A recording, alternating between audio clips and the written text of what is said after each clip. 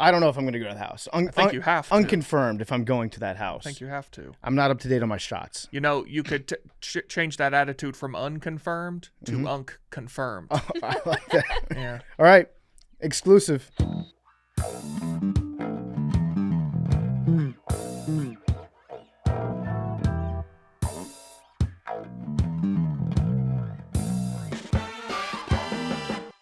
Big T, you good? Born good. Born good. That's actually the opposite of Christian doctrine. Original sin. Sure. I'm not born good. Maybe Right. you are. Maybe you're just different than everyone else. Maybe you're Christ. I don't think that I am. Right. That's just me. And we're starting macrodosing. That is the start of macrodosing. Today is Tuesday. It's August 19th. And we are back. I got myself Big T, Mad Dog McKenzie behind the glass. Today's episode is going to be brought to you by Game Time. There's nothing like getting to a baseball game, especially last minute. The Brewers have finally lost. Interesting that Arian decides not to show up for a podcast the day after the Brewers finally lose. He's not too busy to FaceTime me when I'm at Hank's apartment on Saturday and demand push-ups from me. How many are you at now? I owe him 75 push-ups still. He's really trickling See, that's this the out. thing. He's only doing like 5 at a time. He made me do 10 on Saturday, and frankly, there should be an expiration date on these push-ups. You should have put that in at the beginning. I'm living in fear. I had to buy him a hat. I'd buy him 6 hats. Yeah. 75 more push-ups. This sucks. But if you want to get out to a baseball game, you should use Game Time. I just used Game Time last week. I bought tickets for the Commanders-Chiefs Monday night game at Arrowhead Stadium. Can't wait to get out to that. If you want to go to some baseball games, though, we got some great baseball here in Chicago. We got Brewers coming to town, 5-game series against the Chicago Cubs. Big T, what are we looking at to get in? So I looked at Wednesday because I'm going to that game. $40 for Brewers Cubs, massive series. Playing a doubleheader today. I love that. I'm going to put a bounty on Big T while you're at that game. Big T, if a Macrodosing fan comes up to you wearing a Macrodosing shirt Okay. and gets a picture of you and them in that shirt, I will buy them. I will buy them one hat of their choosing. Okay. From the Barstool Sports Store. Okay, cool. We're putting a hat bounty. It's a hat game. Yeah. But you're not allowed to announce where you are. Okay. They just have to find Big T. Yeah, I wasn't planning on it. Not hard to find. Sure. You're the only guy there that looks like Big T. Probably so. So go to Game Time and use promo code MACRO, MACRO, get $20 off. All you have to do is download the Game Time app, create an account. First-time users, use the code MACRO, get $20 off your first purchase. Download the Game Time app today. What time is it? Game time. All right, welcome back to Macrodosing. It is Tuesday. It's August 19th. We're getting ready to go to Camp Barstool. I'm excited about that. Last year was a lot of fun. This year should be even better. Cannot wait to get out there, get into the cabin, and then Friday going down to the Jersey Shore. I'm going on the Barstool Beach House show. I'm excited about that. Who's to say what nonsense you get up to? Everybody is kind of on that show. That's the beauty of the show, is it's the real world. So if you're there, you're kind of on the show. I'm going to be on the show. Pup Punk is playing on Friday at Martel's Tiki Bar, 3 p.m. day party. Darty. I'm going to Borg. Are kids still Borging? I think so. I might Borg on stage. How long is a pop punk show? This is going to be, we've played anywhere between 45 minutes and an hour and a half. Okay. Maybe the Austin one was 2 hours because Freebird added like 15 minutes to that. Right. It's going to be a good time. We're going to play songs that people know the words to. I'm going to Borg. We got the whole squad going down there. Should be a good time. I think it's going to be on the beach too. And then you're going to go to the house? I don't know if I'm going to go to the house. I think you have to. Unconfirmed if I'm going to that house. I think you have to. I'm not up to date on my shots. You know, you could change that attitude from unconfirmed to unk-confirmed. Oh, I like that. Yeah. All right. Exclusive. PFT, confirmed. Going to the house. I don't know if I'm going to stay at the house. You shouldn't. I probably Just won't. a couple hours. Hang out with Dante. I don't think they have enough room for you to sleep there. They definitely do not. No. Well, I wasn't suggesting that. There's not going to be a whole lot of sleeping going on in that house. Seems that way. Listen, I'm not in the business of porking coworkers. No. Congrats. That's a fact. Just not going to do it. Good. That's the thing about me. I'm excited to be back on macrodosing. I'm excited for nanodosing today. There's a lot of plain stuff that I have to get into. You want the plain stuff first, or you want teed off? I'll start with some plain stuff that I don't know if this was on your list or not. You missed. I had one plain stuff. Is it about the Cubs? No. Oh, you missed the craziest plane encounter I've ever seen. You've seen this video, right? I don't think that I have. From the 7th inning stretch? I did not see that So video. the whole office, you were at the golf tournament. Yep. But most of the office went to the Cubs game on Friday, and it was the practice for the air and water show. So there's planes zooming all around, and they would come over the stadium and stuff, which was cool. And then during the 7th inning stretch, a plane flew over the stadium, could not have been more than 50 feet above the lights of the stadium. It was insane. I did hear about that. I haven't seen the video. I thought we were going to die. Can I see it? So Can you pull it up? There's only, you can Or can we pull it up on the big screen? Is that possible? Yeah, my Twitter's not working right now, too. It's called X, the everything app. It's all happening the on X. TV's not on. Hold on. So there's video, people, you can't see it go because it came from over home plate out toward the outfield. So you can see the second half of it, and it still looks insane. But when it was above the lights over home plate, it was crazy. Now, I did hear, somebody told me that a plane broke the sound barrier going through Chicago. I don't think that's true. I think it was. I think it was probably very close to breaking the sound barrier. I think it was probably extremely loud. It blew out windows. Some windows were blown out. If it had broken the sound barrier, I feel like there would be shattered windows everywhere in Chicago. Like it's against the rules to do that. I thought I'd seen it was like confirmed that happened, but maybe not. If they did break the sound barrier, that pilot definitely got a reaming when he went back. It was like straight out of Top Gun. You're dangerous. I need to know if the Cubs guy got in trouble. Which one? The guy who flew 50 feet over the stadium. Yeah, that would be the guy that probably would have gotten in trouble. I think that's the one that they said. No, the sound barrier was on the lake. Now, it could have been the same plane, I guess. I don't know, but it was a different occurrence. I guess there's a possibility someone might have broken the sound barrier way out over the lake, and you got some of those effects from it.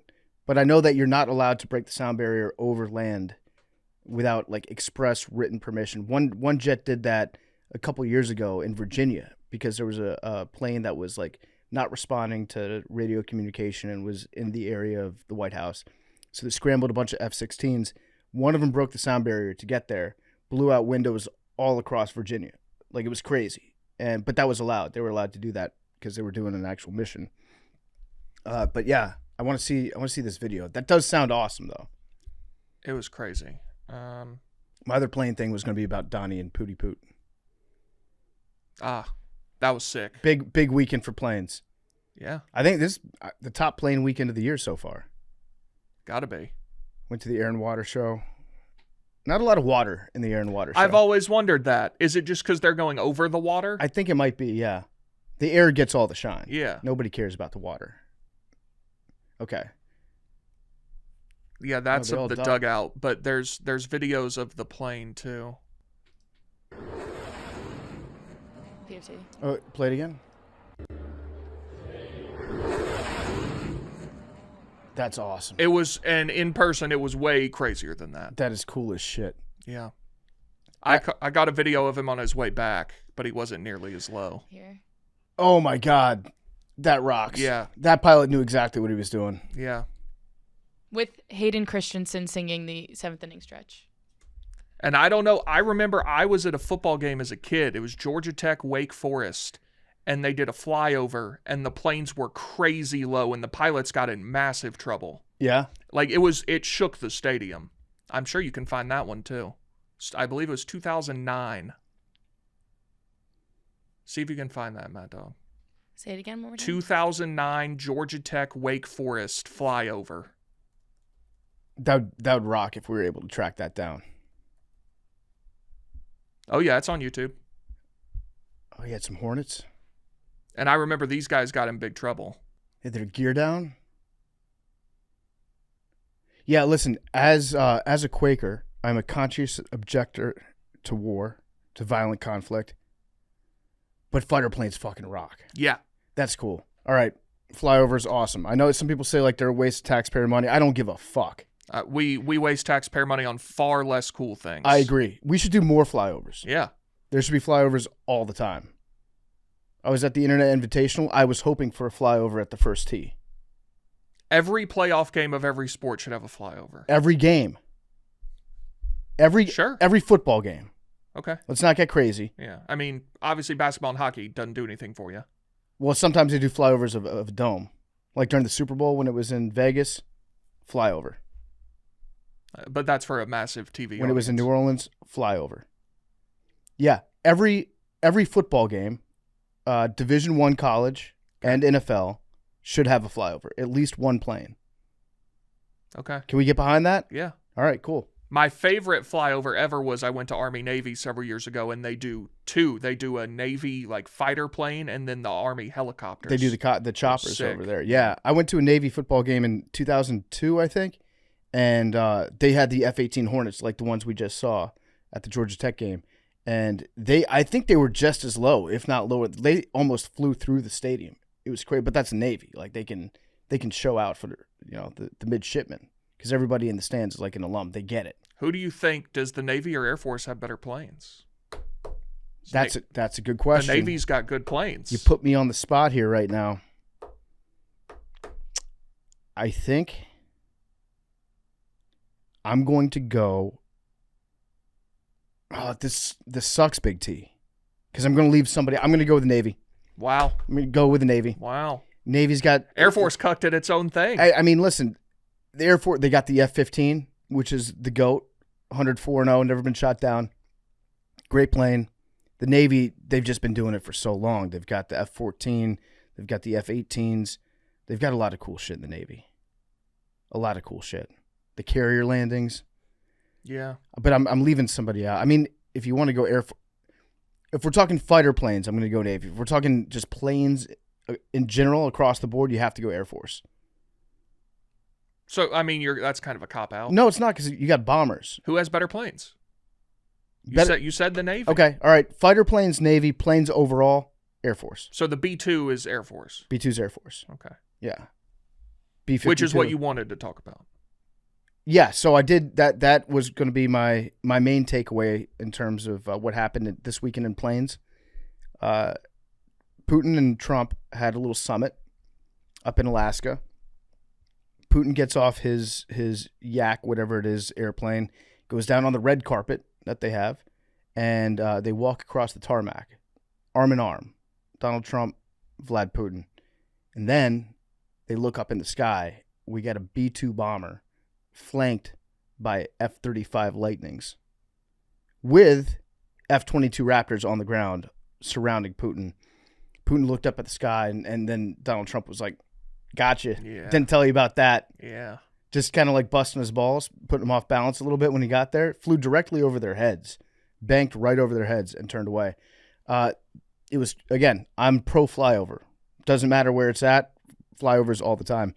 It was a show of force, and I think Trump wanted to intimidate him a little bit from the get-go. Just pull his balls out, put it on the table, be like, look what I got up in the sky. Those are mine. Those are my guys. You don't have those. Yeah. You don't have any of that. You won't even show the world your Su-20 or Su-57s. They might not even exist. And you definitely don't have a B-2. We got all of them, and they're right over your head. My thought after this, Big T, would Donald Trump have gone down in history as the greatest United States president of all time if he had authorized a strike on himself and Putin on that tarmac and invited Putin there to kill him, and Trump going down being like, I'm going to take this one for the team.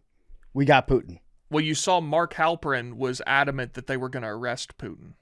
Oh, really? Yeah. Yeah, good luck. He was adamant. He was like, just wait. They're bringing him here on U.S. soil so they can arrest him. I think the Russians probably thought that one through. You would think. But, I mean, that would have been... Name me a more selfless act than that. Yeah, hard to. Rid the world of a tyrant that's invading its neighbor. Establish peace in Ukraine. You think that would establish peace? Maybe. It would have been. I don't know that I agree with that. It would have been one of the greatest military gotchas of all time. Power vacuum in one of the most powerful nations in the world. The United States? Well, Russia, but yeah, that too. I mean, think about it. If you look back at world history and all the different tricks that have been done in wars over the years, what do you think of? Trojan horse. Trojan horse, number one. This would have beaten the Trojan horse. Yeah, maybe. If he had like written a letter to the people of the United States being like, it's been my honor to serve you as your leader. I'm basically the end of Tale of Two Cities. If he had just copied that and been like, it's a far greater thing to have done whatever the fuck Charles Dickens said, and then just been like, yeah, I'm having them drop a Moab on me and Putin. We're going down. And he like nudges Putin. He's like, there's a bomb coming. Might want to duck. Just think about it. Yeah, it would have been crazy. Think about it. Not a dry eye in the United States. Sure. All right. Alas. What? Alas. And alack. Didn't happen. They had their meeting. I've read a bunch of reports out of what came out of that meeting. I don't think anybody knows. Yeah, who cares? I don't think it. Well, I mean, it's kind of a big thing. Nothing was going to come of that. I think they're going to have another meeting. I think that's what happened. They met in Alaska, and then they scheduled a follow-up meeting. Listen, Trump, for whatever you want to say about him, he schedules tough. Yeah. He goes to North Korea. He'll play anyone, anywhere, Yeah. home and home. That's true. He doesn't care. He's like, listen, to be the best, you got to beat the best. He's played Putin on a neutral field. He's played Kim Jong-un on the road. He schedules number one strength of schedule, Donnie Trump. That's a fact. Macron ain't played nobody. Correct. He goes to friendly confines of Ukraine once a year. Starts the year with 7 home games. Yeah. He goes to Belgium a lot. Yeah. Yeah. Just beats up on some group of 5, group of 6 Indiana ass schedule. Believe they play Old Dominion, Kennesaw State, and Southern Indiana. He's like, you know what? Conference this year. Excuse me, my wife. Can we please take a trip to Florida A&M to start off the year? Thank you very much. Indiana State, Old Dominion, and Kennesaw State. Do they really? Hell of a slate, yeah. What do you think about Sig? Do you hate Sig? No, I would think he's a good coach. I would think that you would have a strong take on Sig. He's a very good football coach. I don't love everything. I don't care though. I rooted for Sig last year. I think I gotta cut ties with him now, right? Why? Well, so I rooted for him last year because he's obviously, he coached at JMU. Some JMU guys. He was great. He had a great amount of success at JMU. Gets hired by a power school in Indiana. Goes to the Big Ten. Has some success there. Does it with a lot of JMU players. Some people would be mad at him for taking some of our best players with him. Right. But I think that's a bitter mindset to have. If you're a stepping stone school, like unfortunately JMU is, they're a great stepping stone. I want them to be the best stepping stone. But the reality is, if you win at JMU, you're going to get a call from a major conference to be their head coach. We're not going to stop that. We're not going to be able to say we're keeping this guy in Harrisonburg. Like if Bob Chesney has a couple great seasons in a row, maybe makes it to the college football playoff one year, there's 0% chance he's staying in Harrisonburg. A young coach like that, right? You have to be realistic about this stuff. I would prefer that they not take our best players with them when they leave. That's also probably something that is unrealistic too. That's probably going to keep happening. So my mindset was root for Sig because his success at Indiana will be good for JMU. More coaches, good young up-and-coming coaches will want to coach at JMU. Good young players will want to go to JMU. So I rooted for him last year, but I feel like now it's like I don't know that I can still keep rooting for the guy because he happened to be at my school and then he left my school. Yeah, year 2, it seems, he's at Indiana now. He's his own guy. Yeah. It seems like a little cuckish of me to be sitting in that chair in the corner being like, yeah, Indiana. Yeah, fuck him up good, Indiana. I'm looking at the Wikipedia of most notable JMU alumni, and I'm not asking this I'm being dead serious. Mm-hmm. Are you the richest JMU alum out there right now? No, I can't be. No, who do y'all got? I mean, we probably got some business people. You would think they'd be on here though if they were. We definitely have some business people that are richer than me. In terms of sports, when you think of JMU, you think of Charles Haley, right? Mm-hmm. You think of Scott Norwood. Bentanucci. Ben DiNucci. Signed with the Falcons today. He did, yeah. He did. How much money do you think Ben DiNucci's made in the NFL? So he's had like 5 years off and on, probably on minimum contracts. I'm going to say he has made $2.6 million. I also think that he's done well in business for himself. I'm sure. I want to say he might have been one of the first investors or one of the founders of the company that started writing names upside down on hats. Really?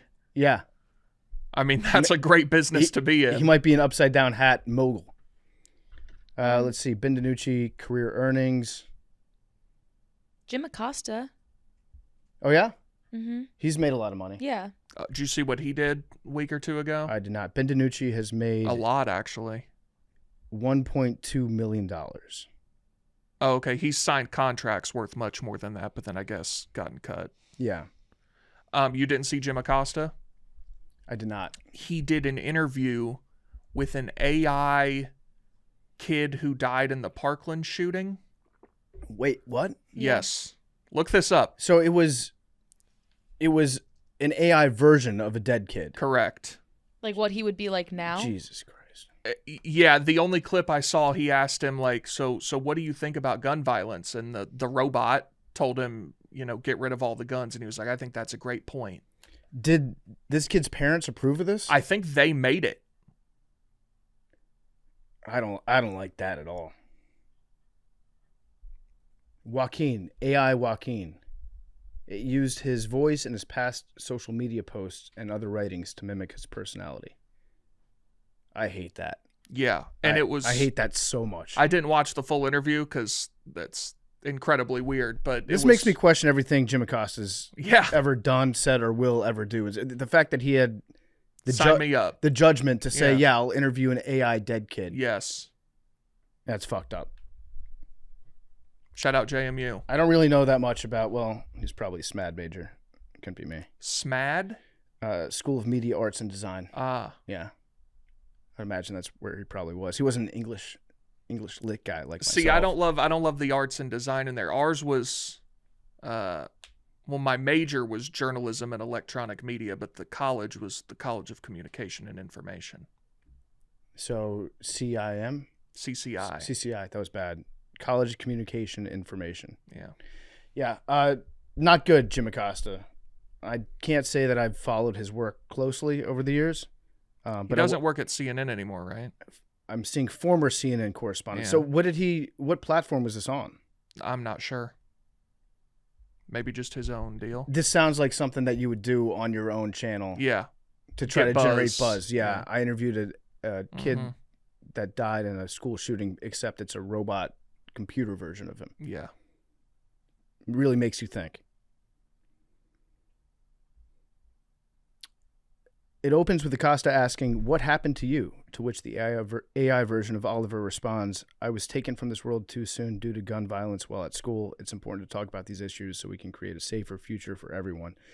If you want to do this sort of journalism, this sort of story, you can do it without interviewing a software version of a dead kid's brain. Do the kid who was at that school who became a Democratic operative and got fired in a week as the DNC vice chair or whatever. Yeah, there's other ways that you can do this if this is the story that you want to discuss, but it's not good. I don't like it. There was something else I was going to dovetail off of before we start talking about Jim Acosta. JMU. Where were we? JMU, that Ben Alumni. DiNucci. Yeah, what other alumni we got? Lindsay Zarniak. Yeah, Lindsay Zarniak. There's definitely a lot of business. Tamara people. Young. Okay. WNBA player. Phil Vassar. Really? I've heard that name. Who is he? He's a country music artist. And it seems to be he's a songwriter.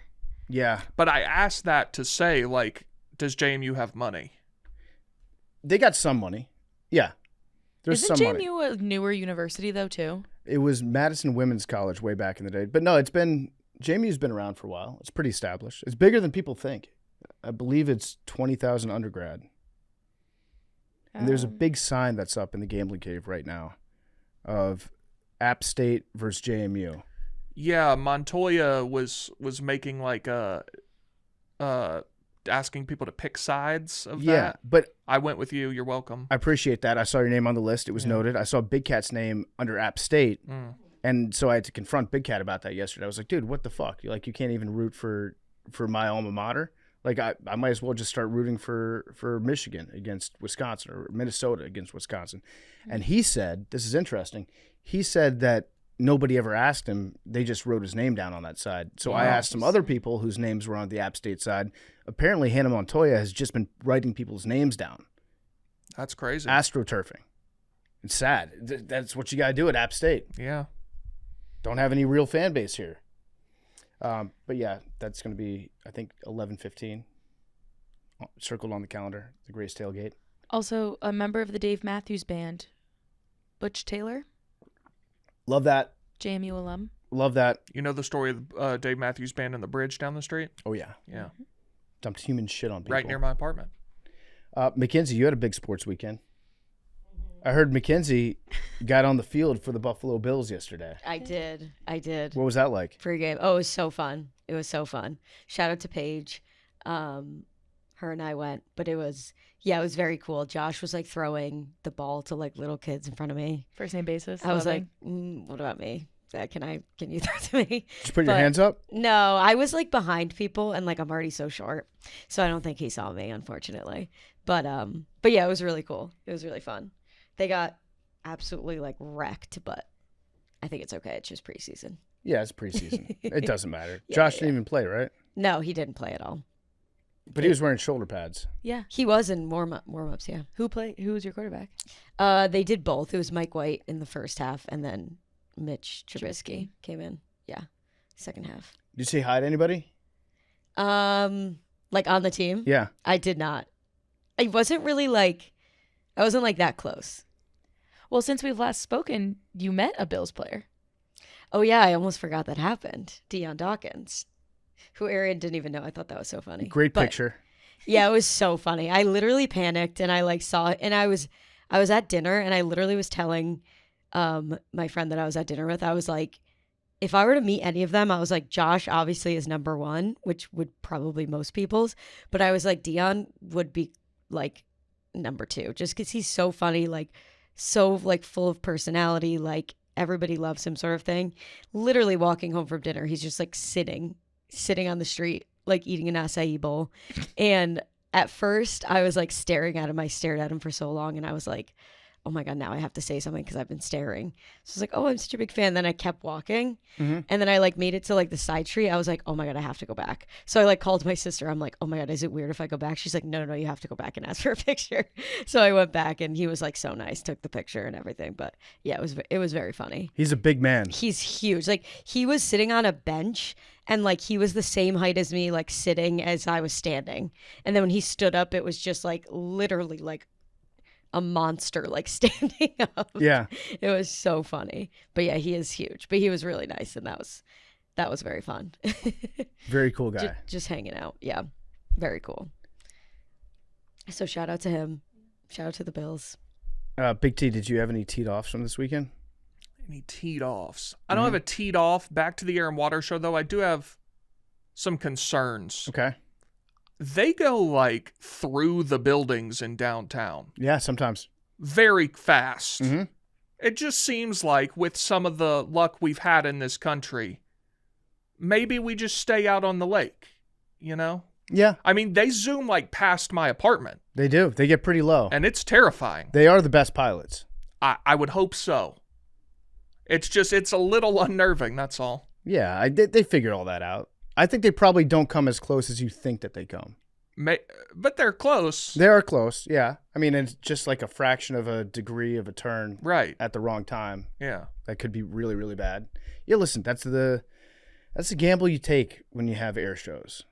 Right, but it's a completely avoidable gamble. You're going to have, but then you don't, sometimes the juice is worth the squeeze. Maybe so.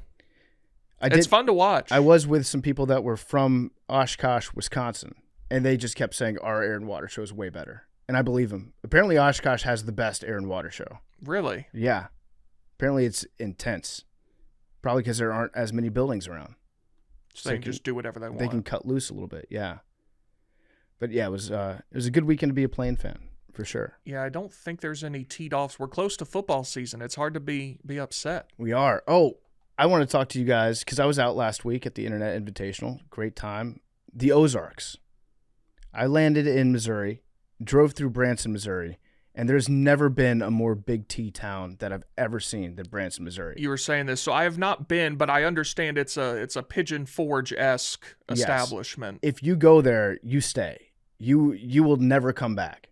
Okay. So just know that if you're ever dropped in Branson, Missouri, you're there for life. You chose to not stop at the Trump store. Well, so we were on the drive-in. We were late for the Captain's Center because our flight got delayed. And on the way in, we pass the world's largest Trump store.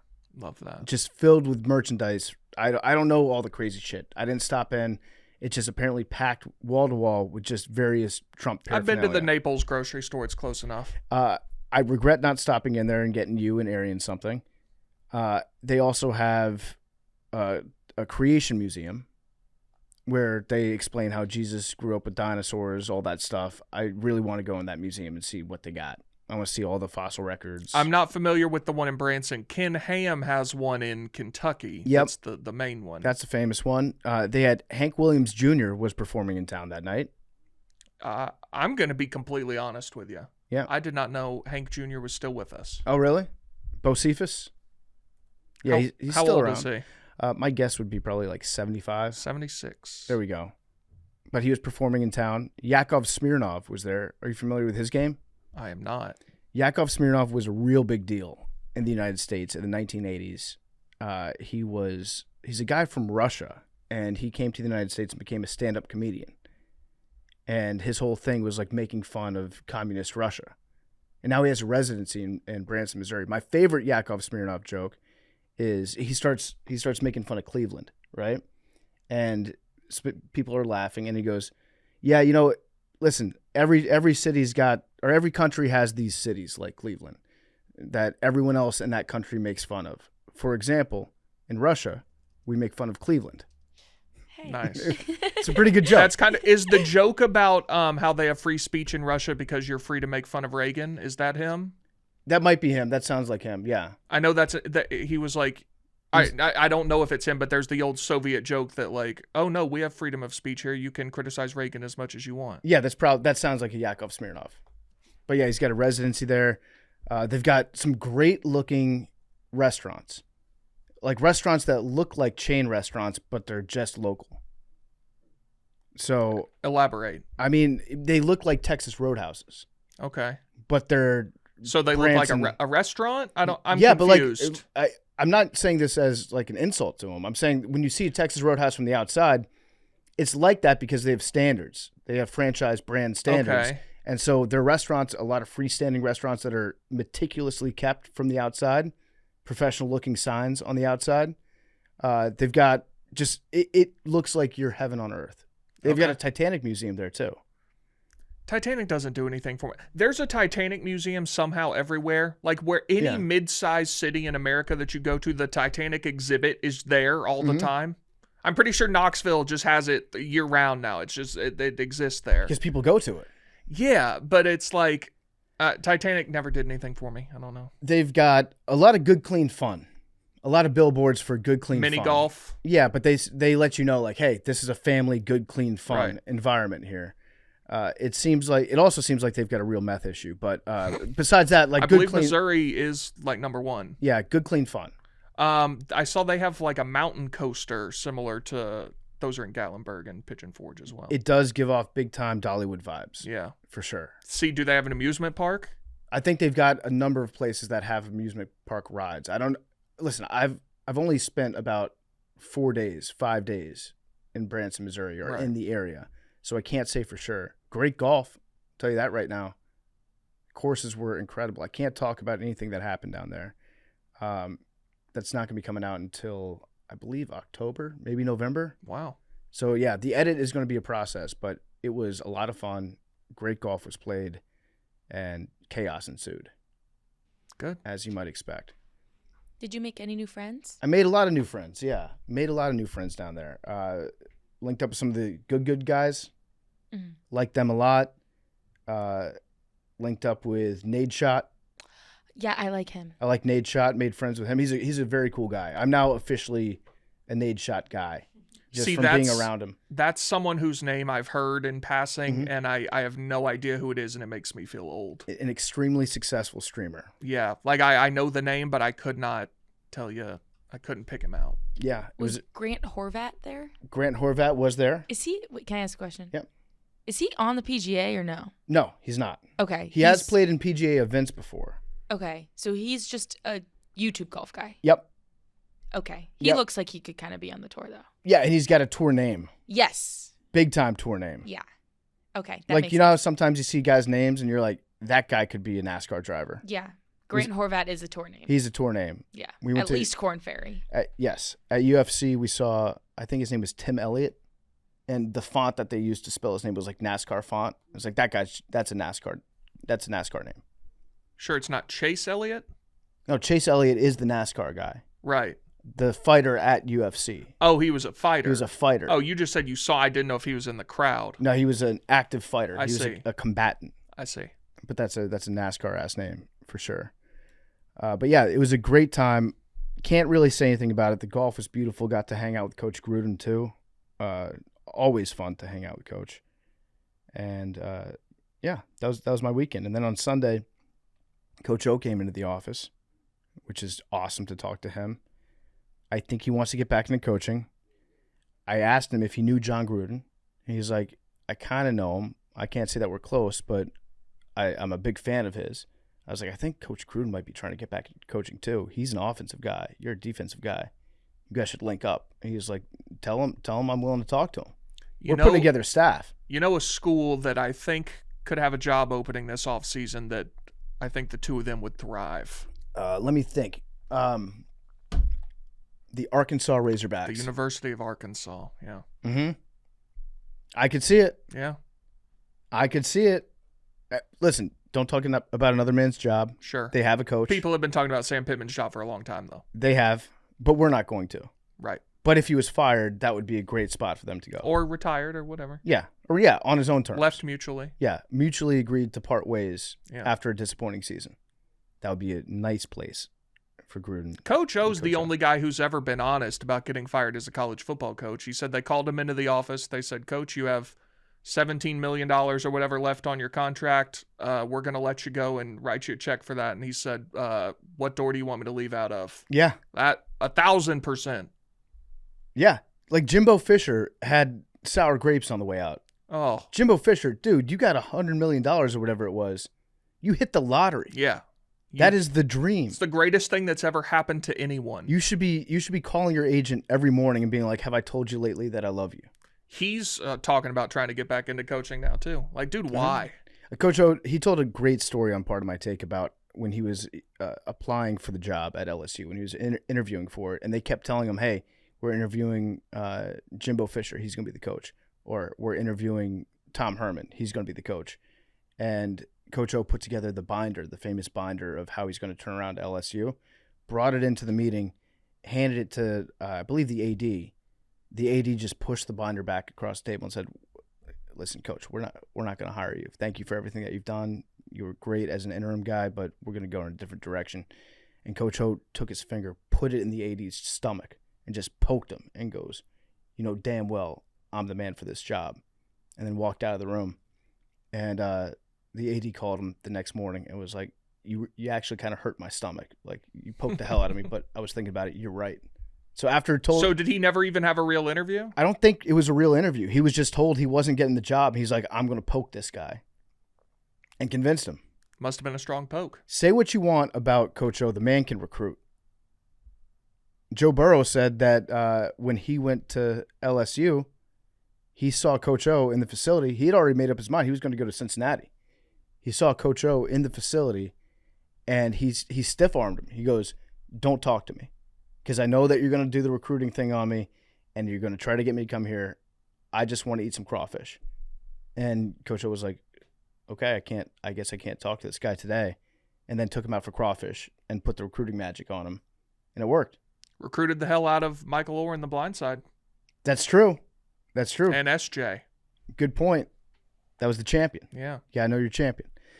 All right. What else we got today, Big T? I saw you sent a couple news items over. I have a stat for you. All right, hit me. And this comes from what I understand, there was a podcast from an author whose name is AJ Wolf, and he was on a podcast called The Town. I don't know if the podcast was about this necessarily, but he gave this stat in the podcast. 42% of people in line to meet Buzz Lightyear at Disney theme parks last year were childless adults. Okay, so that would mean somebody over the age of 18, no kids with them? I think just period, but yeah. That's crazy. And listen, I've said before, there is a good time to be had at Disney World as an adult. Yeah. But not meeting the characters. Okay, so it's weird. It's not something I would ever care about or want to do. It's not really hurting anybody. Society? Yeah. It's bad for society? Yeah. Okay. To meet a fictional character? I think it's a little odd to want to wait in line to meet and talk to a 19-year-old girl that's in the Buzz Lightyear costume. Okay. Yes, it's weird. I'd say no harm, no foul if they encounter Buzz Lightyear and they're like, you want to take a picture? Sure. Can I get a picture? I'll even cede you that. But if you're waiting in line... It also, how long is the wait? Some of them are very long. So if you're waiting Buzz over... Lightyear, I would imagine not that long, but some of them are long. And is there somebody that's standing by, like, marking down? I don't know. I need to go listen to this podcast. But I would, maybe. They have, like, handlers, I think. I don't know if that's their job, but I don't know where that information came from, but...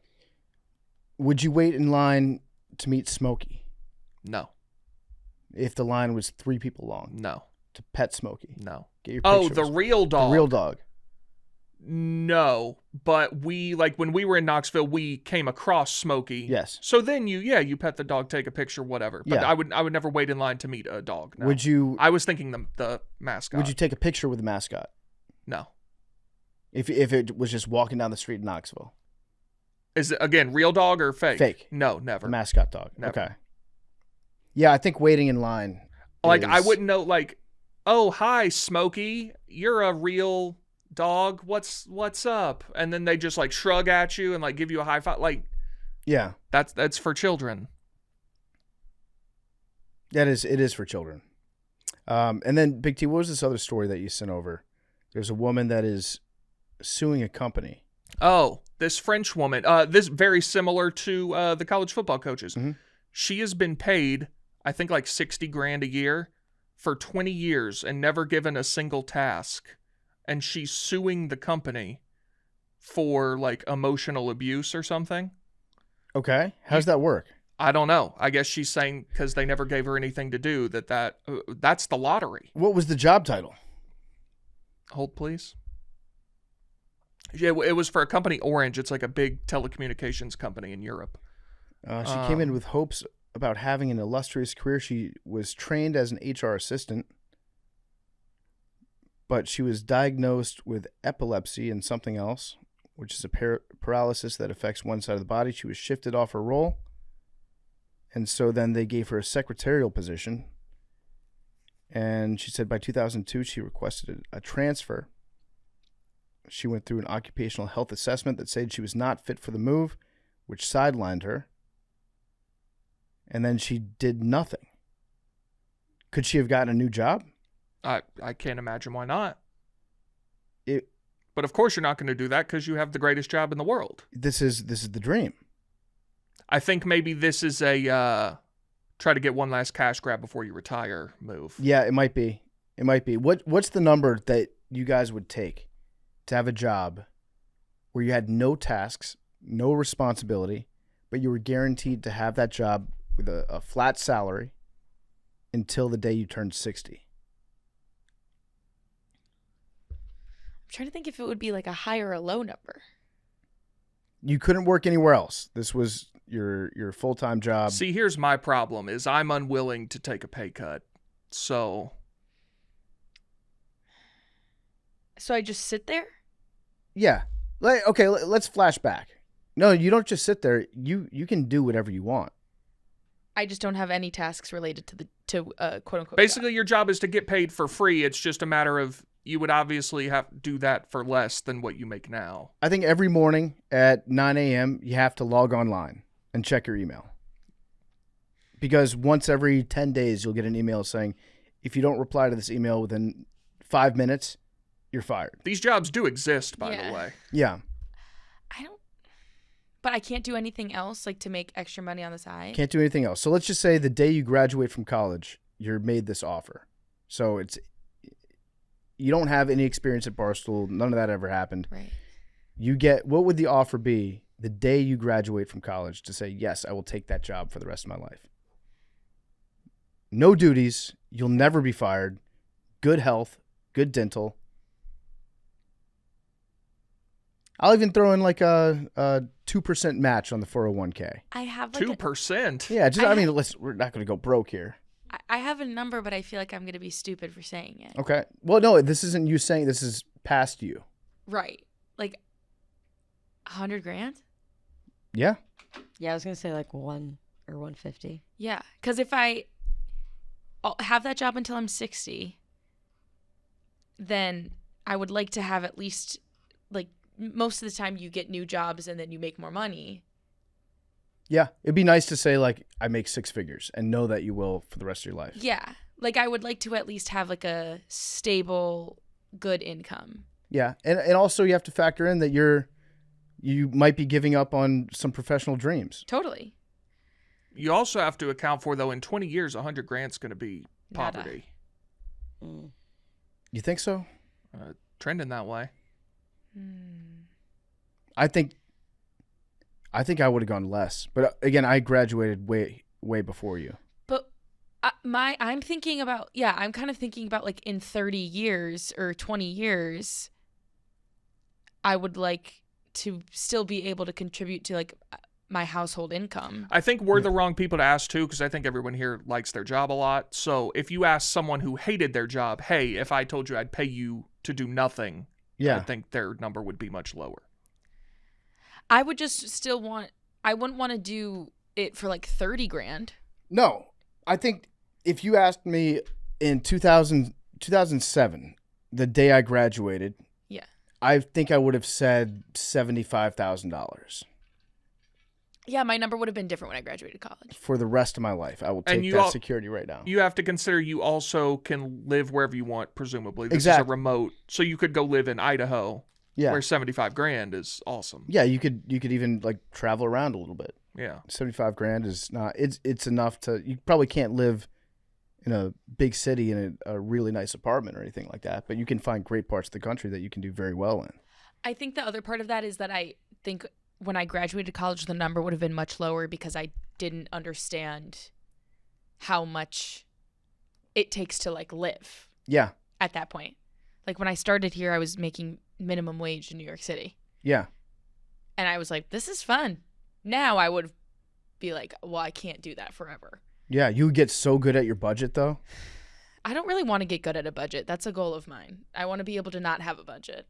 That's nice. You should always have a budget. No, I'm okay. I'm gonna get you every dollar premium with Dave Ramsey, and we're gonna set you up with a nice budget. No, Dave Ramsey's I am addicted to Dave Ramsey videos right now. It's all I watch. He always makes me feel guilty, and I'm not even the one that he's talking to on the phone. Yeah. Well, no. You should have a budget though. You should know where all your money's going. Yeah, no, I know. It doesn't have to be like crazy restrictive. I'm not saying now I don't have the one day I hope to live budget free. That is the thing. No, but even if you have a lot of money, you should know where you're putting all your money. I think having a budget doesn't mean like I can't spend any money. It just means you know where all of it's going. Oh, okay. Well, then that's different. Like you can budget out whatever you want. If you want to spend $1,000 a month going to Chick-fil-A, that's part of the budget. Put it in the budget. Just so you know where the money's going. Okay, that's fair. But I would like to be a little more willy-nilly in the future. And I fear if I was living on like $50,000 forever, that would be harder to be willy-nilly. Even if I like married really rich. Mm-hmm. You ever watch Dave Ramsey? I have not. They're great videos. I've been hearing a lot about him recently. I see a lot of his It makes me feel way better about where I'm at. Why?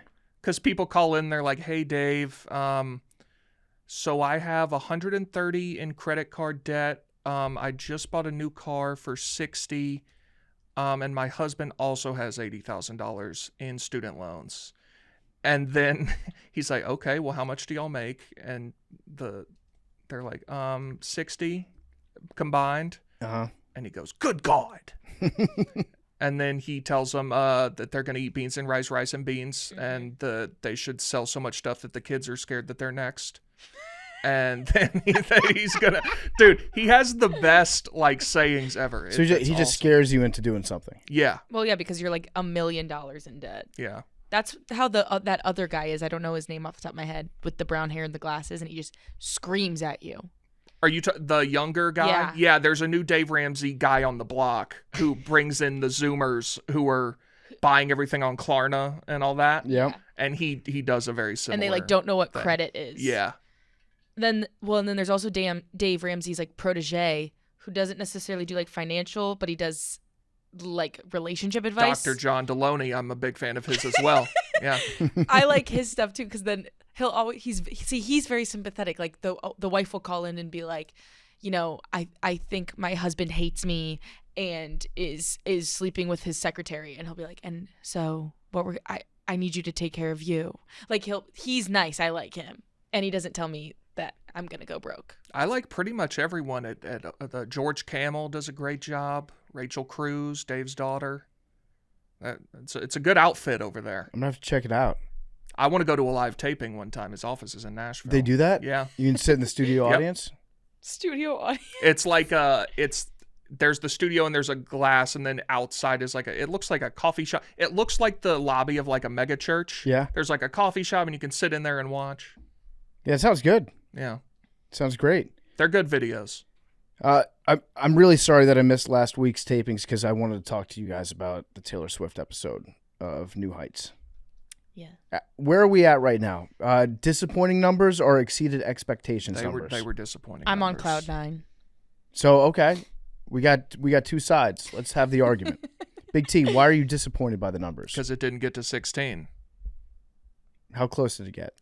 Well, that's an interesting question. I think it ended at between 12 and 13 after 24 hours, but I am thoroughly convinced the premiere, they did a live YouTube premiere. Yep. Where they don't just upload the video, it's you couldn't skip forward basically. And there was 1.3 million people in that the whole time, which means total it was probably 3 or 4 because people maybe come more. in, come out. Yeah, maybe even more. And then once the premiere ended and it was just the video uploaded, the views were at 200,000.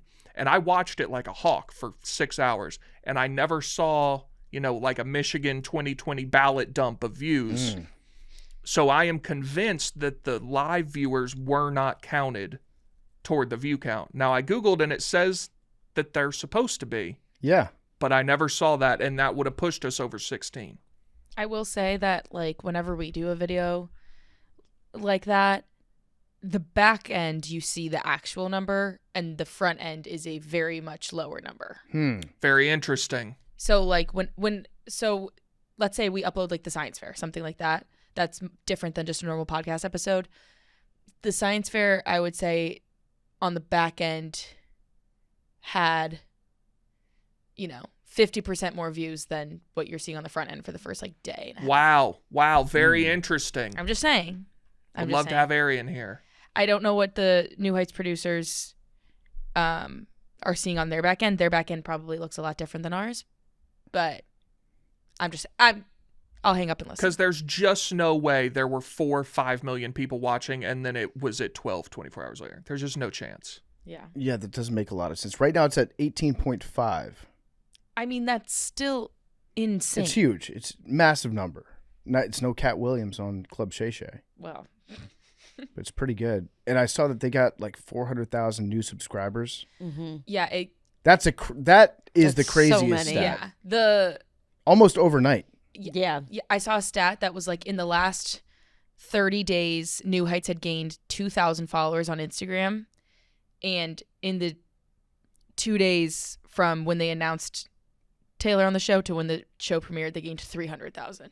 Holy shit! I will say I am upset at Taylor that this episode was not shared to her 280 million Instagram followers. She didn't repost? She didn't No. Well, they did a collab post for one of the Like promos. right, but once it went live, there was nothing. She wasn't hitting the clips. Which is nuts. You got to hit a clip. Well, it's not nuts. She's not like in the business of podcast promotion. It feels like they're using, like she's using the Kelce brothers to promote her platform. I think it was a mutual beneficiary. No. I think she saw the success of sports podcasts and she was like, I got to get into this audience. Right. And she's just leaving them high and dry. It's sad. She collabed with them. And then also, I mean, we just said she helped their audience tremendously. I don't know. So I think she's okay. I mean, like, people here don't even post when their own podcasts go live. That is true. Let alone Taylor Swift. That is true. Like, Big T, you're not out there posting macro clips. I retweet every episode. I know, but like you're not posting Also, them on your feed. I don't have 280 million followers. I'm just saying, like, she does. Not with that attitude, you don't. Right. Also, I think her Instagram grid is an extremely crucial space for her. I would have taken a story. There was nothing. Does she do the thing where she has like patterns and she like looks at the grid and makes sure it's all laid out in a certain mosaic? No. Most of her Instagrams in the past couple years have just been after every tour stop. Okay. And then recently in this past week it's been Life of a Showgirl stuff. So some crazy Easter eggs came out of here. Oh, Apparently she's playing the halftime show at the Super Bowl. Yeah. You want to know why? So many people sent me that clip. Because the mascot, Sourdough Sam. And by the way, somebody was telling me about this episode last week, and they're like, so I heard that the mascot for the 49ers, and I go, Sourdough Sam. Mm-hmm. And she was like, yeah, no, it's Sourdough Sam. I was like, wait, but you're just going to brush past the fact that I knew that the mascot's name was Sourdough Sam. Yeah, How many that's mascots impressive. do you know? Not. This is not something that dudes think about. Most dudes do not have that off the top of their head. I got Sourdough Sam. That's in there. I know a lot of them, I think. Who's the Falcons? Is it Rowdy? Freddie. Rowdy is the Cowboys. That's right. Rowdy's the Cowboys. I knew that. Freddie the Falcon. Yeah. But Sourdough Sam, that was a pull. Clean pull. It was. So apparently she's playing the halftime show at the Super Bowl because it's going to be at the home of the 49ers, which is not in San Francisco. Santa Clara. Yeah. And their mascot is Sourdough Sam, and she's been working on sourdough bread, baking her own sourdough bread. Right. And so that means she's going to be playing she should have, whoever put this Easter egg out and connected the dots should have just said the game is going to be at the home of the San Francisco 49ers. Sourdough is a big San Francisco bread. Oh, it went way deeper than that. You didn't have to get, because the mascot is inconsequential, because who knows if the Niners are going to be in there. Dude, so she apparently said I have it. 47 a bunch of times. Yeah. And that she did her 47th show of that tour at Levi's Stadium. Mm-hmm. And then she's a big Trump fan, 47th president. Yeah. Well, and then she also said that she's been thinking about sourdough 60% of the time, and Super Bowl 60. I have a question, and I guess it's not really quite, it's because y'all can't answer it. Is it not exhausting living your life this way? For her? Yes. Like, you're you don't have to do this. You could just, like, live. You could live an amazing life, and she's going on podcasts, like, lying about making sourdough so that she can string this web of, like it has to be exhausting.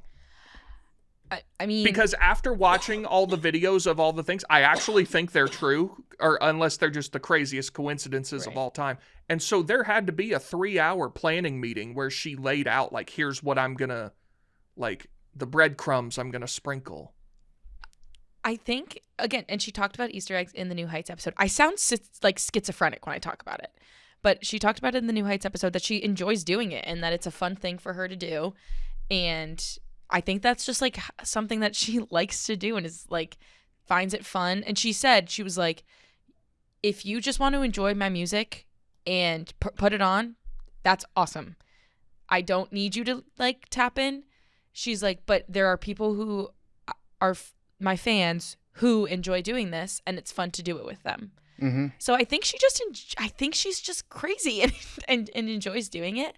And I said last week on the show, PFT, I consider myself to be, I said low key. The guys told me differently. Like a low key person when it comes to like the Easter eggs and stuff. Like I can't figure out the Easter eggs. Like I will see them on Twitter and then choose to believe them or not. Yeah. I'm not the one that's like going in and doing the sourdough. I would have never put that together in a million years of the sourdough Sam thing. So I think it's fun when other people do it and I just get to enjoy the fruits of their labor. It's like Alex Jones. Why? Just reading into all the symbolism. Oh, yeah. Yeah, but I think it's a fun thing and it's definitely insane. I'm not saying it's not insane, but it's entertaining. And then a lot of the times people are right, which is also crazy. It's not like they're kind of like talking to the void. Like a lot of the times these things come true. Like right now. She feeds into it, yeah. Yeah, like right now as we record this, there's a countdown on her website for 2 p.m. Eastern, and people are decoding that on Twitter as we speak. And like, what's the countdown? What are we going to count down to? They think it's the single for this track because of this color glitter that was in this music video 3 years ago. Like, I wonder how many times somebody has like come up with their own Easter egg and then she's been like, that's a great idea. I'm going to do that. I guarantee that's happened. Yeah. Like the tail wagging the dog. Yeah. I also think that sometimes like God is on her side and just random things will I agree with that. Just happen and it works. Like she put out a video last October and it was of her in the Dolphins, like in Hard Rock Stadium. And it was the section A12 was in the background of her video. And people are like, she called it a year ago. She had A12, August 12th. That's when she announced it. And I'm like, do you really think that's what she did? Or do you think like, but that's what I'm saying. It's like, is that what it is? Like, that's crazy. Yes, that's what it was. Yeah. Like she's, I don't want to, it's just crazy the amount of stuff that she does like that. Yeah, but it's I don't know. I find it interesting to look at when other people do it. I'm not the one that's really breaking anything down. That's not how my brain works. Mm-hmm. But I'm happy to take other people's Easter eggs and see if I believe them myself. I'm going to go through this podcast. I've not listened. I've not watched. I'm going to find an Easter egg in there of why the Commanders are going to be in the Super Bowl. Very interesting. I will find one. Yeah, no, I cried. What'd you cry on? When she was talking about getting her master's back, she cried a little bit, so I teared up. It was a really nice podcast. I really enjoyed it. Yeah. And again, for your sake, you're my boss. I will never listen to one of their episodes again. This was your job to listen to this. I locked in. Yeah. Now, I don't think she's going to play the Super Bowl. And here's why. They don't get paid. I don't think she's in it for the money. I don't think she needs the exposure. But neither does anyone else who does the Super Bowl I think it's halftime like, show. It's not a jumping off but point. Especially her. But most people that do it have like a tour that they're promoting or maybe a new album, something like that. She doesn't need any advertisement for that. She can just she can wake up one day and be like, I think she would agree to do it just for hoping that the Chiefs will be in it. And then if so, it would be like, imagine they win the Super Bowl and she does the halftime. If she is performing at the Super Bowl, I will be placing a substantial wager on the Chiefs to make the Super Bowl. Right. Yeah. I think that it's more of a bucket list check than anything. Like an accomplishment in the music industry rather than her needing it for exposure. I mean, also at that point, she would have had an album come out 3 months prior. Yeah, but maybe she, God willing, God hoping, by then album has been out 3 months. Maybe that's right before a tour or something. The entire world is her marketing team, though. But this isn't, I don't think, a marketing thing. I think it's just pure love of the game. She wants to do it for fun? I think you're severely underestimating the like level of fame of people who do the Super Bowl halftime show. Like, did Justin Timberlake need it? Did Kendrick Lamar need it? Did Rihanna? Prince definitely did not need it. Okay. Prince doesn't need shit. But yeah, so I think it would be, my thing is I don't think she would do it. Again, I don't know her. I don't know if she would do it while Travis was still playing. Yeah. Yeah, that's what I think too. Like, she might do it after he retires, which could be in, Oh, no, I think that's the whole point. No, I think she doesn't want it to, like, overshadow him. Yeah, take away from his thing. Based off of what I just watched in the New Heights episode, like, she is so impressed by him and so enamored by his talent, of which he is a very talented tight end, that she would not want to do anything to, like, get in harm's way of his performance / take away his shine. Yeah. If he were to be in the Super Bowl. Like, she is obsessed with him and vice versa. So I heard, and I won't name any names, Okay. I heard from somebody that was in Taylor Swift's box at a football game Okay. that she is enamored with Jaden Daniels.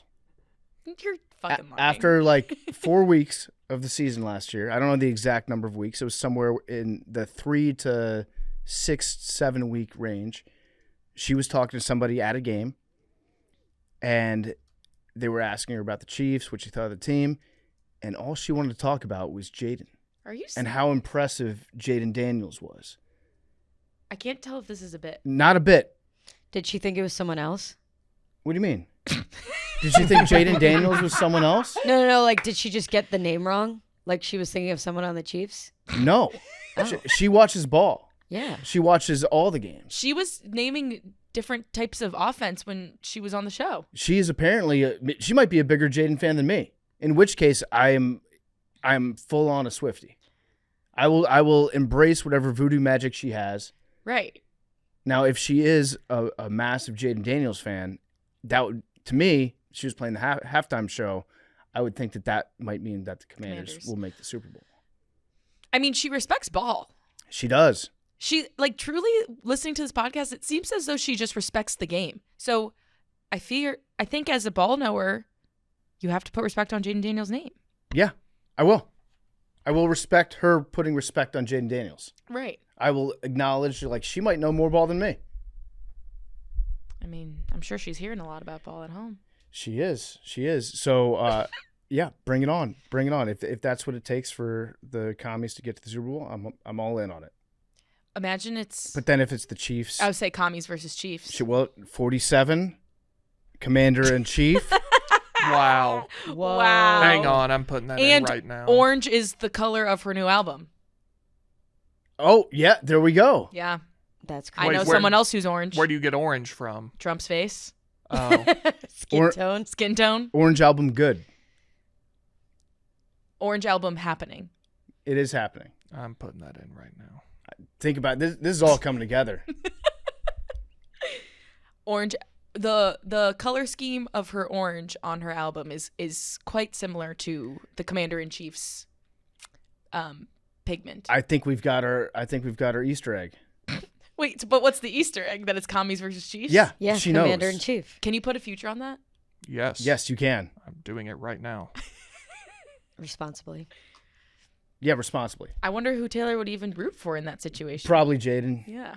Well, she could kind of just root for the offense, just offense in general. She wants a high-scoring game. She wants a great game. She wants Jaden to throw a lot of touchdowns. She wants Travis to catch a lot of touchdowns. That's all I need. Right. All right, I'm so excited now. 50-1. Can't wait. Oh, 50-1? Mm-hmm. Juicy. Can't wait for football. I think we just unlocked something. That also means, like, the Commanders are definitely going to lose that game. Why? The Taylor Swift halftime show game, yeah, we're going to lose that game. She's 1-1 in Super Bowls. This is probably the last dance for Travis. Do you think this is his last season? I think it is. I think we saw last year that he was not playing up to his own standard during the regular season. He was a little bit better in the playoffs, but listen, he's played for a long time. He's been a great player for a long time. It's his 13th year. 13th So year. what number should I be putting on this? 47-60? What do you mean? Like on the bet. Like 47 President, 60 Super Bowl. How much money should he put on the game? Yeah, whatever you feel. Well, I need it to be like a Taylor because that's how it's gonna. So you could also do $60.13. Or like Travis and Taylor's numbers. 87-13. They love doing that. 87 plus 13 is 100. That. Mm-hmm. I think you put 100. Just to win $5,000. 113 cents. Mm-hmm. You do that. Okay. All right, let's tap in. Tap into this magic. Yeah. That would. Wow. Imagine if we manifested that. I think it's got to be 87-13. Okay. So then it adds up to. Yeah. Yeah. To win $4,400. Yeah. Big T. Yes. I had a question for you about college football. I will do my best to answer it. I know you will. Before we get to the question, it's brought to you by Kraken. If you're going to trade crypto, do it right. No sketchy platforms, no sketchier customer support. We only trust Kraken. Kraken lets you buy, sell, and swap over 300 cryptos without the lag. You don't get the crashes, don't get the clownery. If you're buying crypto manually, that's old school. Recurring buys let you automate your investments so you stack sats. You don't even think about it. DCA done right. You can buy more when prices dip, buy less when they spike. Link your bank account in minutes. You set it, forget it, let your portfolio grow. Kraken Pay has instant crypto payments, whether you're covering a lost bet, splitting the tab after a night out, or sending funds for the next wild adventure. Kraken Pay lets you move money instantly. Zero fees, no banks holding things up. Oh, and refer your friends. Kraken will hook you up with up to $200 in USDG just for spreading the love. So quit waiting. Head to kraken.com/barstool. Not investment advice.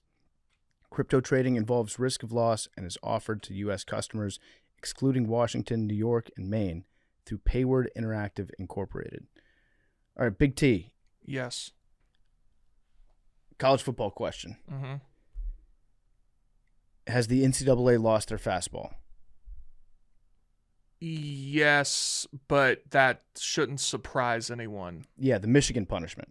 First of all, Michigan's punishment is, I think, more punitive than people care to think about, because their fine's probably going to reach upwards of $30 million.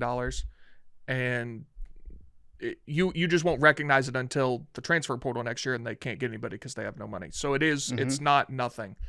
But also, yeah, the NCAA can never do anything drastic again to a big program because it will be the catalyst for that program to gather up a group and say, all right, we're leaving. Yep. And then, ironically, just go form another NCAA, which is, the NCAA is just the schools, but they've forgotten that. It's like a board of directors that the school gives power to nominally. Yes. But then if the board fucks up too much, the schools can be like, we just don't respect you anymore. Right. So, yeah, it was never going to be Sharon Moore gets fired and they vacate I guess they could have made him vacate the national championship, but that's stupid. That's what Buckeyes wanted. Doesn't do anything. So I think listen, would every program in America pay $20 to $30 million for a national championship? Yes.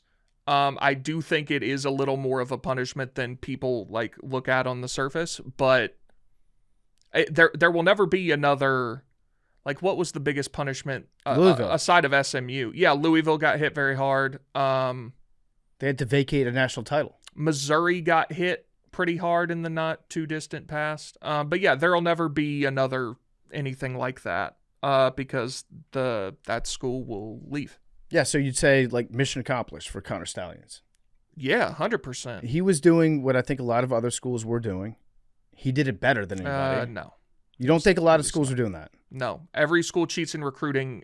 Schools do not do what Michigan was doing on field. No. You don't think that they steal signs? You can try to get. They don't send people to games and put them in sunglasses on opposing sidelines. That one was probably one that most schools don't do. Yes, if you can figure out a team's signs in the game, by all means, that's. But you don't think any other colleges were sending some sort of advanced scouting operation to maybe not to every game, but for a big game that was coming up? No. Now, coaches talk, and maybe if, one coach says, hey, we picked this up, that happens.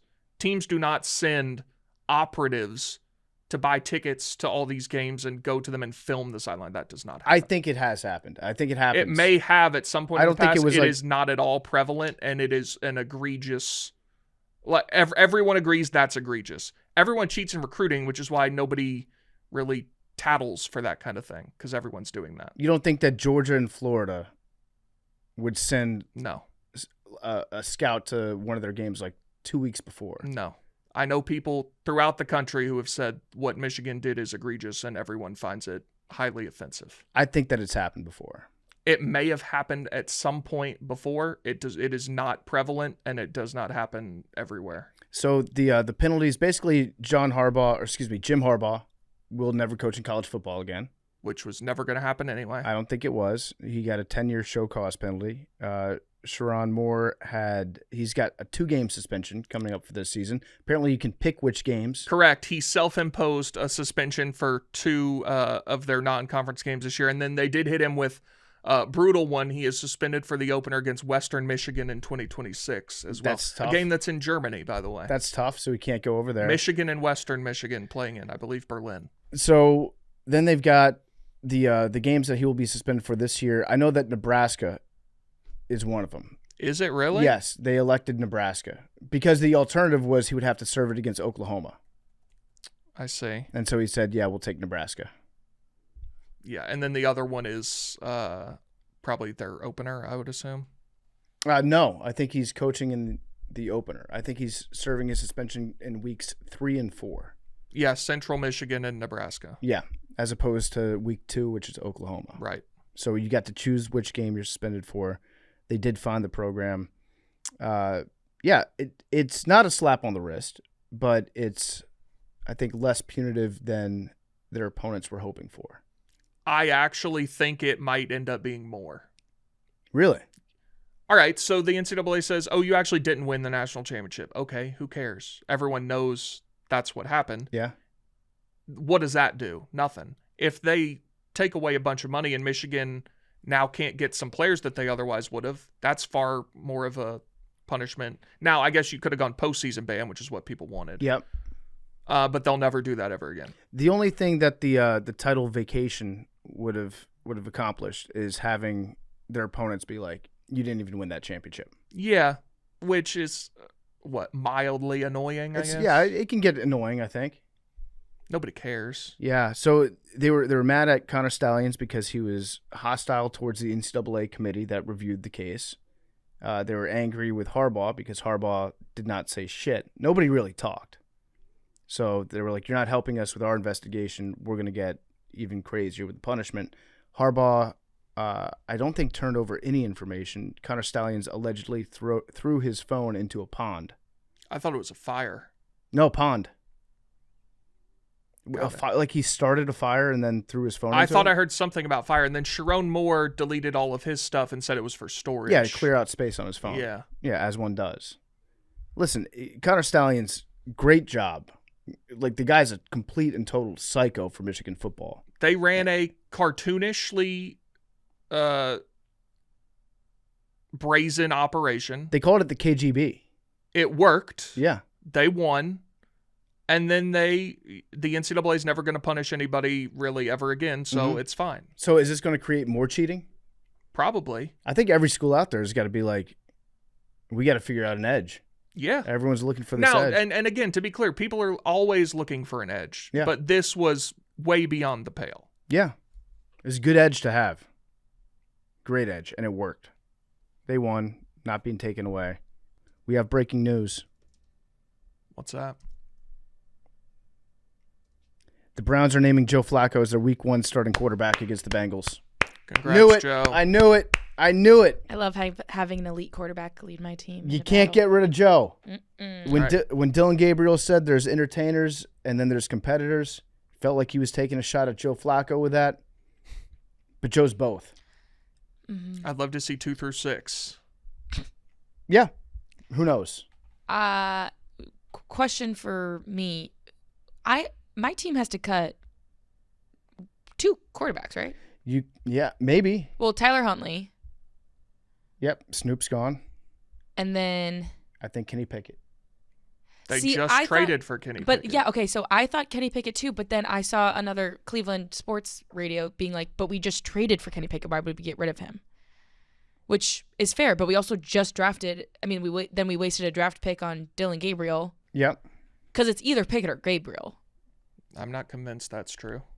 You think Shadur is on He's the chopping block? He's the lowest on the totem pole of those 3. One was a 3rd-round pick, one was 5th, and one they just traded for. I don't think you're going to cut either one of those guys. I really don't. So who the fuck do we get rid of? I think Kenny Pickett. Chalk it up to the game. Is Tyler Huntley even on my team still? I'm not sure. Okay, that's not of importance to me. He's gone no matter what. I think Shedeur and Dylan Gabriel both showed enough this preseason where you can't get rid of either one of them. But what are we going to do? Trade for Kenny Pickett again? Maybe. There might be a team that's looking for a backup. But that's what's frustrating. Like, why did we even do this in the first place? It was stupid. It was very dumb. And if we could just get fucking rid of Deshaun Watson. So when did they trade for Kenny? That was... It's pre-draft. Yeah, it was, I think, March. That's kind of dysfunctional.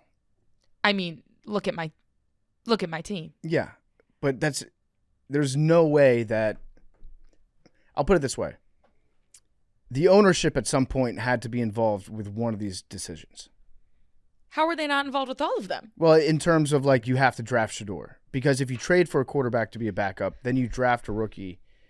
Your idea at that point is not to draft a second rookie that's going to make the math all screwed up. So who are you saying fucked up? I'm saying that it sounds to me like Haslam, which I thought at the time, told the team draft Shedeur. And they said we're going to draft Gabriel too? I think they'd already done that. they'd already done that. And then ownership was like, we got to get Shedeur too. Why though? I actually don't hate the idea of drafting multiple quarterbacks if your team doesn't have a good one. But we had 3 on the roster. I mean, again, Deshaun is just like... What's he doing these days? Deshaun? Yeah. He got married. That's good. Yeah, sure. Maybe I guess. For him. Yeah, I'm sure. I wish... I don't wish happiness for him, really, but sure. Well, we know what makes him happy. Well, maybe if his definition of you don't want him to have a happy ending is what I'm hearing. In multiple ways, yes. Okay.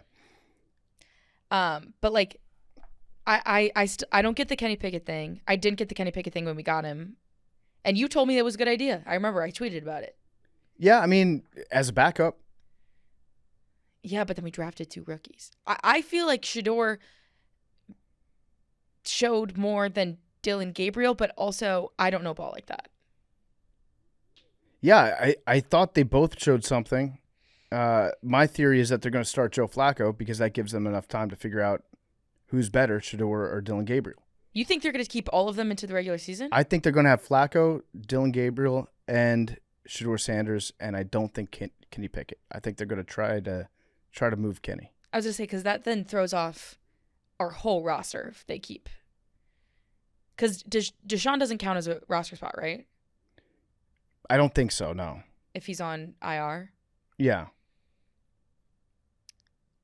If we keep 4, that like ruins something. Well, it's all ruined. It does ruin something for sure. I don't know quite what, but it ruins something. All right, well, Go Joe. What a time to be a Browns fan. Yeah. I'm excited for Joe Flacco. I like him. He's a good guy. Good guy. Great guy. 40. Yep. It's representation. I can still be a quarterback in the NFL. That's what I take away from this. Mm-hmm. All right. Voicemails? Let's do some voicemails. Yep. How's it going, y'all? Quick question. If you could take one all-time NFL offense and combine it with one all-time NFL defense, whatever year you want from whatever team you want, which 2 would you choose? And Big T, if you want to go college mode on this, answer me that too. Appreciate y'all. Stay beautiful. And have a great day. Ooh. That's actually good. You do NFL, I'll do college. Okay. I would go with was it 2000 Baltimore Ravens for defense?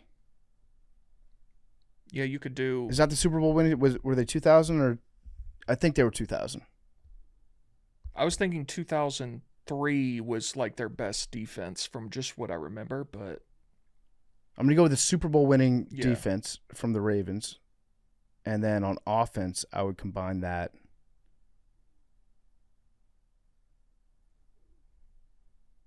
I got to go with probably the greatest show on turf. That was going to be mine as well. Yeah, I think because I was thinking about doing the undefeated almost Patriots team, but they lost in the Super Bowl and they didn't. What they score 14 points. Offense didn't get it done then. I don't know if the Ravens would be able to hold Eli Manning to under 14 points. Mr. Super Bowl. I think that'd be a great team. I don't think that or maybe one of the Brett Favre teams too. Because he would throw even more interceptions with that defense. Be like, fuck it. I'm really gonna let it rip. Yeah. That's my pick. I would take the Brett Favre, when was that? 1995? No, that's Cowboys. 96? Whatever year that was. I would take that Packers team just because you would get truly I don't give a fuck Brett Favre if you had that defense. Yeah. College, I think the offense is easy. What would yours be? Would you go 2019? Yeah. LSU? Yeah.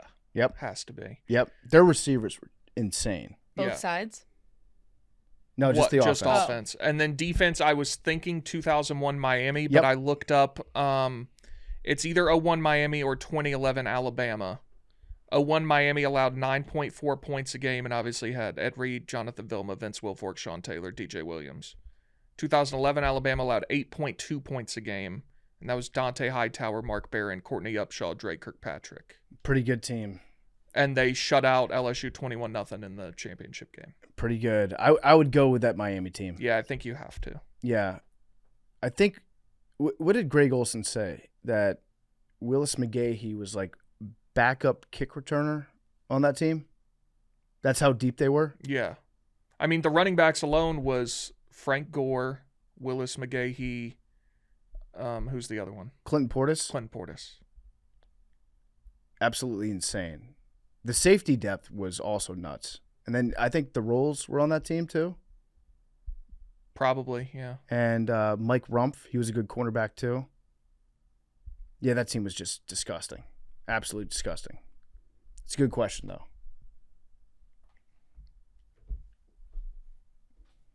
Hey, y'all, this is Garrett from Asheville, North Carolina, longtime listener, first-time caller to the voicemail. I have a question for y'all because I've been doing a lot of traveling this year for weddings and work. But what is your most underrated city in the United States you've been to and your least favorite city? For me, most underrated is Anchorage, Alaska. Some of the best food I've ever had there. Did not expect that. If you go in the summer, you can do plenty of fun stuff outside, and it's not freezing cold every day. Least favorite, PFT, maybe familiar with this one as a fellow Virginia boy, but Virginia Beach. I cannot stand Virginia Beach. By far the worst beach town I've been to and my least favorite city overall. Let me know what y'all's are so I can either put them on my list to go to or put them on my never go to list. Stay handsome, stay beautiful. Love y'all. Thanks. Bye. Okay.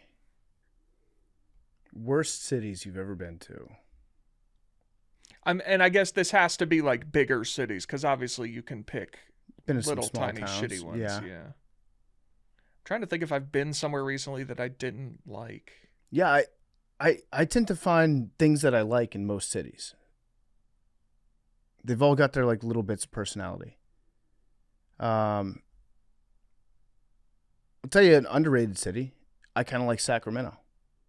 Really? It's very nice weather there. Never been. Good people. I like Northern California. I guess that's Central California. I like Sacramento. So I did not like this place, but if we're saying overrated, I know what was overrated. What's that? San Diego, California. Oh man, they're gonna very cook you, overrated. Big T. Is that just because you were hungover? No, the weather wasn't. I was told the weather's perfect 365 days a year. Mm-hmm. It was not good. It was cloudy. A lot. It felt very empty. Okay. Like there was nobody walking around. Like it was fine. Again, I did not like it. I've had a great time. But overrated. Every time I've been in San Diego. I've been there when it's great weather. Beach is incredible. The only bad part about San Diego is you feel like you're really out of shape. Because everyone there is just working out, rollerblading on the highway or on the whatever you call that little strip is that's on the beach. Yeah. You feel very inadequate in your own body in San Diego. But I love it. It's got good food, great weather. I very much enjoyed the Hotel Coronado. That was very nice. When it comes to Virginia cities, I would put Virginia Beach over Richmond, I think. I know there's going to be some people in Richmond that are listening to this that are like, what the fuck, dude? How are you going to do that? The fact that they do have a beach in Virginia Beach is a big plus. And the area around the beach is not bad. I've gone out there and had a good time a few times. And you're close to the Outer Banks, just a short drive away. You've got jets that fly over on the beach every day. That's kind of cool.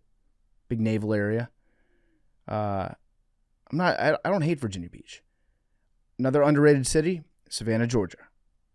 I don't think that's underrated at all. You don't think so? I think everyone talks about how much they love Savannah. Okay. I think if anything, it can only be overrated. I guess when I first went there, it wasn't talked about. Maybe. So for me, it's always very talked about. It's like saying Charleston. Yeah. Underrated. I have and this is biased, but I wouldn't say it if I didn't believe it. And y'all have been, so you can tell me. I think Knoxville, Tennessee is a very underrated town. Yeah. I think the downtown area is quaint and cool. I think all the areas around it, you can go, like, it's beautiful landscape. You can do anything you want. I think Knoxville's great. Yeah. In terms of just cities that like he said he hates Virginia Beach. I didn't hate San Diego. I hate Memphis. Yeah. Memphis sucks. I don't think a lot of people are high on Memphis. So. Right, but he said, like, I couldn't tell if he was saying overrated or just one you really have been to and don't like. Yeah. Bass Pro Shop Pyramid. Yeah, it's not a good town. St. Louis, again, I don't dislike, but it's an odd feel. Not real. Yeah. Mm-hmm. I think most college towns are pretty cool. Like Athens, Georgia, very cool town. Madison, Wisconsin, I liked a lot. Great town. Madison, Wisconsin would be on my good list as well. Columbus, Ohio. Columbus, Ohio, great city. Oh, so now that you said college towns, this unlocked it in my I don't know brain. that you can call Columbus a town, though. City. Good city. Yeah, there's like, it's the biggest city in the state, right? Capital, yeah. Yeah. I can't believe I didn't think of this off rip. The worst city in America that I've ever experienced anyway is Champaign, Illinois. Okay. Never been there. I don't know if y'all have ever had the pleasure. It's stunningly awful. Really? There's no real like downtown area. The campus is very melancholy, I guess would be the word. It was also raining when I was there, which didn't help, but it was just, there's no good little like air. It was bad. It was a terrible town. Did not like it. Did not care for it. The fact that it's named Champaign, does that augments how bad it is? No, it just really was not good. I also think Montreal, for my short time there, can that be an underrated city? I think everyone talks about Montreal, but you can put whatever you want. It's a great time. I would like to go back, have a better time. I like Toronto. Okay. I think Deshaun Watson would really enjoy Montreal. I'll put it that way. Oh, really? I think he would really have an excellent time there. Really? I didn't know that about Montreal. Oh, yeah. You didn't know Montreal had a game like that? No. Yep. Sure does. I didn't know French Canada moved like that. Did not partake in any of the activities that I'm alluding to, but they were everywhere. What? You couldn't escape them. Are you?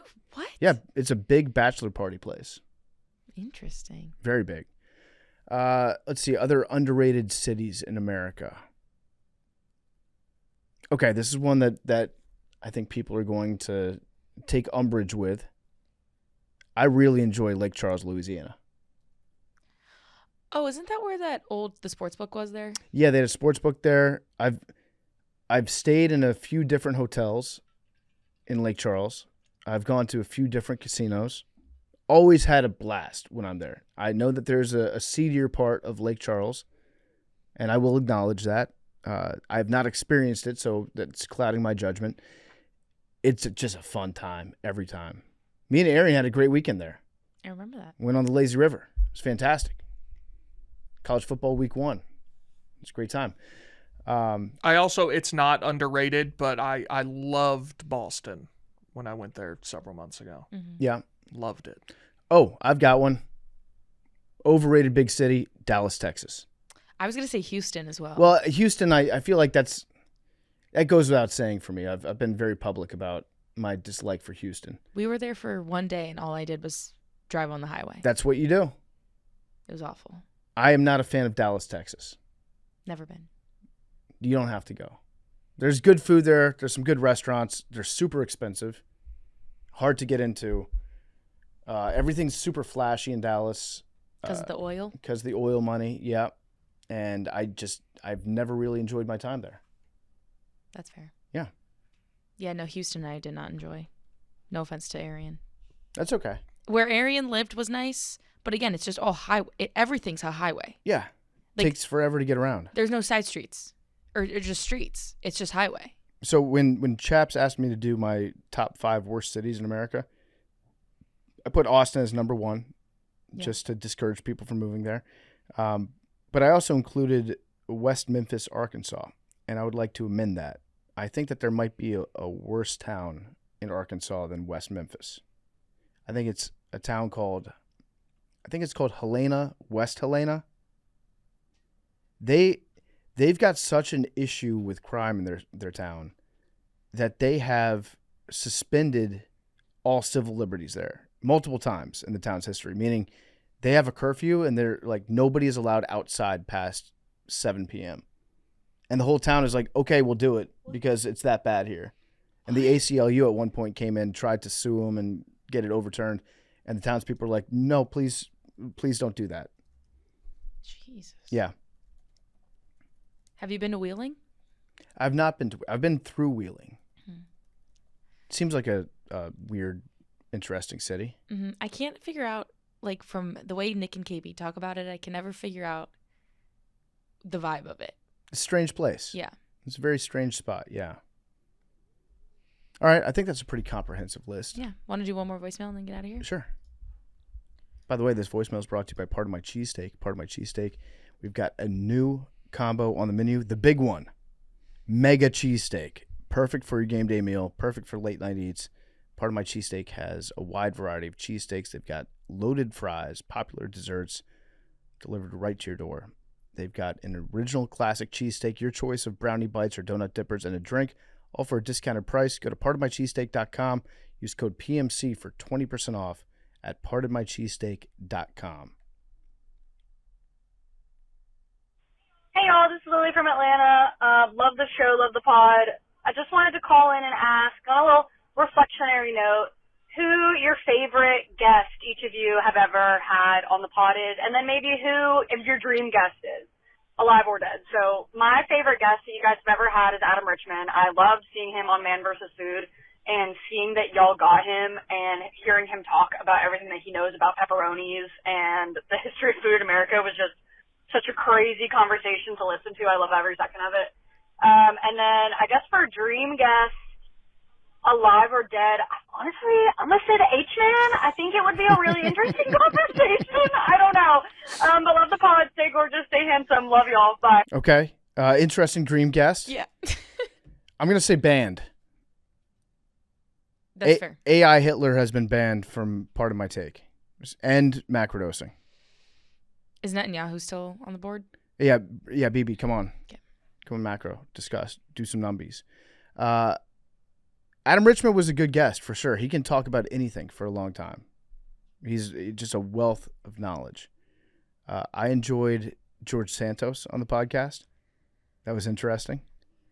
I just got to say Brace. Yeah, I was going to say that Brace, too. yeah. I love having Brace If it on counts, all the but- time. The more Brace, the better. Yeah. Brace. Or I still think Stone Cold was so cool. Yeah, he was going to be one of mine. He was great. But Brace is the answer. You remember that guy that talked to us about the like wrinkles in the universe and Brian Cox. No, well, yeah, he was great. He actually. was going to be one of mine as well. That guy was awesome. But I was talking about like the Berenstein bit, the Mandela effect guy. Oh, that came on and was like, do you remember how the song used to be "Ace is the place with the helpful hardware man"? And we were like, no. We were like, no, no. I was in a hotel room in Omaha, Nebraska doing that episode, just waiting to like the national championship game was happening in a few hours, and I was listening to that guy, and I was like, I was texting Arian, I was like, this got to stop. We got to get out of here. Dream guest, I have 2. Tom DeLonge, right, from Blink-182, because he's got all sorts of stuff to talk about when it comes to aliens and crazy things in the U.S. government. I would love to talk to Tom, go down some deep wormholes. I think we just ask him like one question, then we just go. And then I've been really enjoying watching the former CIA agent John Kiriakou when he's doing podcasts. He's got a lot to say. He's the guy that blew the whistle on the torture at Abu Ghraib prison. He kind of blew the whistle. What he got charged with was really kind of a stretch. He got thrown in federal prison for a number of years, got out. He's doing podcasts and stuff now. Interesting guy. Would love to talk to him on the show because we can go down any number of different roads with him. So those would be my two. I'm not good at thinking of stuff like this off the rip.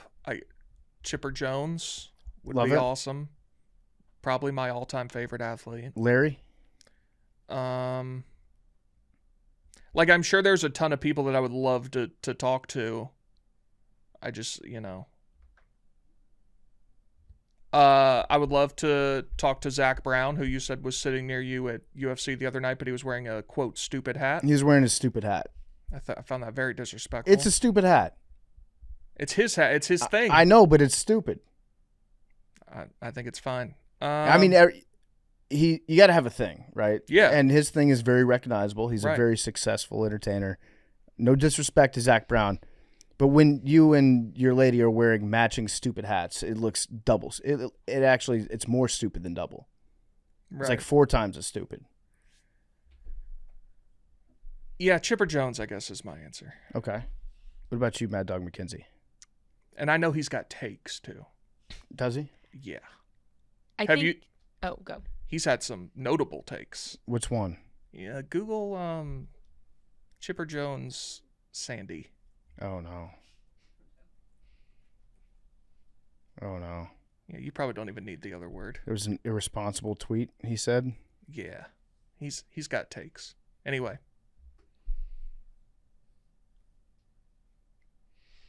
What do you guys think? I think the Dersh would be cool after... The Dersh?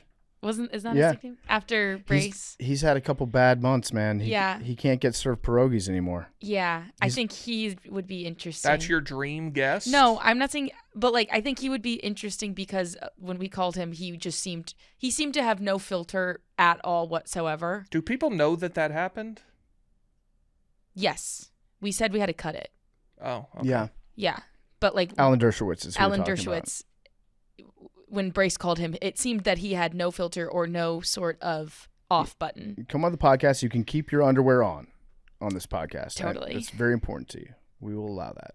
I mean, Taylor Swift, duh. But, duh. And then...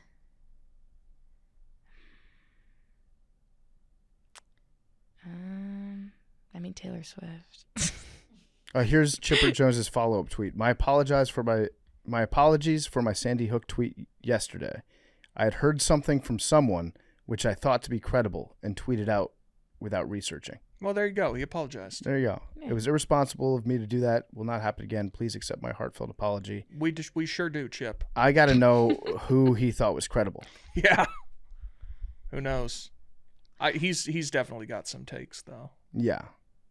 I also think it'd be cool to have Timothy Chalamet come on talk about ball. Yep. Mackenzie. In a non-related to this podcast, just Josh Allen, just in general. Mm-hmm. I think collabs with other podcasts that I like would be cool, Las Culturistas, Yep. which they do a lot of pop culture, whatever, and then Giggly Squad too. Okay. Which is also pop culture reality TV. But I just think the crossover of the podcast could be interesting. What about the toast? They're fine. We're more Las Culturistas people. Yeah. I feel like just in my anecdotal experience, I haven't been hearing about the toast as much recently. Are they? They're on maternity leave. Oh. They're one Together? just had a baby and the other one is pregnant. So one was on maternity leave recently and then the other is about to be on maternity leave. Got it. So That's probably why then. Yeah. But Las Culturistas is our number one right now. All right. Well, that was Nano Dosing. Thanks for tuning in. We will see you guys on Thursday. Love you guys.